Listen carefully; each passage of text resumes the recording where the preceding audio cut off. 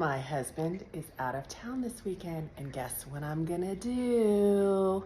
Get your mind out of the gutter.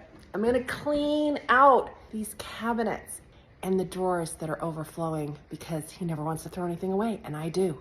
He's not here. This makes me want to cry, and I'm gonna fix it.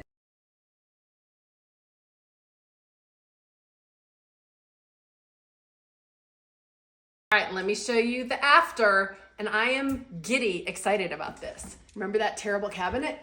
Oh, look at this. Things that need to be labeled are labeled. But wait, I didn't just do this one. I did this one, vases and pitchers. Everybody has a cabinet full of vases and pitchers, right?